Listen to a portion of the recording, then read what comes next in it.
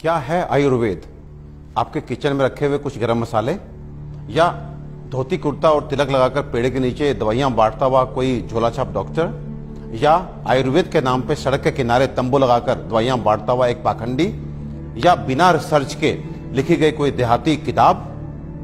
अफसोस की बात है कि हम में से अधिकतर लोग यही मानते हैं और यही जानते हैं, और इसी चूक का परिणाम है कि आज हमें यह दिन देखने को मिल रहा है।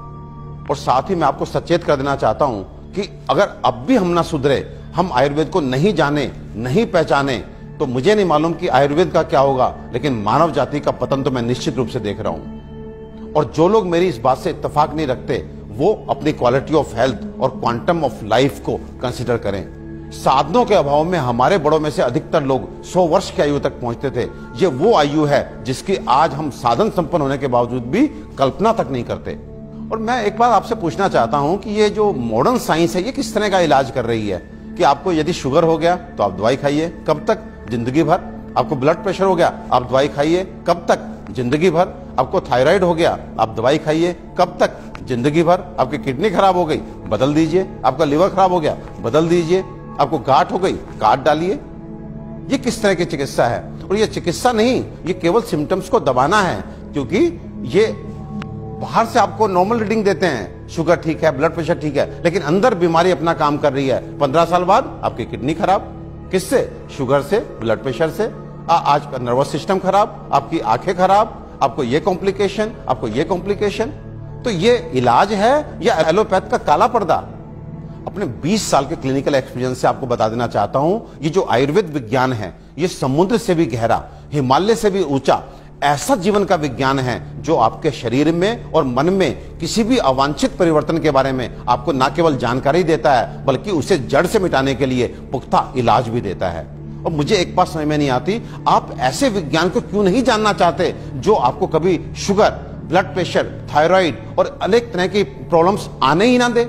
और यदि दुर्भाग्य से आ गई, आपके जेनेटिक कॉम्पोजिशन इस तरह का है कि आपको ये बीमारियां लग जाती हैं, तो इनसे कैसे आप बचे रहें और कैसे आप ठीक हो सकते हैं, इसके बारे में भी पुख्ता जानकारी दे।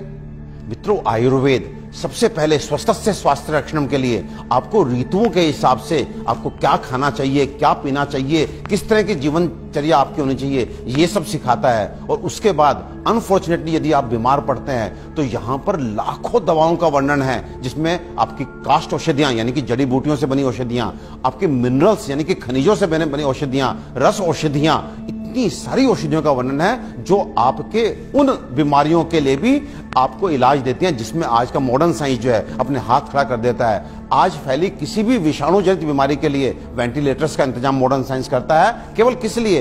इसलिए कि वो तब तक आपको जीवित रख सके जब तक वायरस अपने आप आपको छोड़ के नहीं चला जाता। तो ये किस तरह का इलाज है? जबकि आयुर्वेदिक औषधियां ऐसी हैं जो सीधे जाके वायरस को मार के आपको बीमारी से बाहर लेके आती हैं, आपको मौत से मुके बाहर लेकर के आती हैं। तो दोस्तों, विश्वास कीजिए, अपने आयुर्वेद को मान दीजिए, सम्मान दीजिए, जानिए, पहचानिए, अपनाइए और अपने जीवन को, अपनी हेल्थ को अच्छा कीजिए।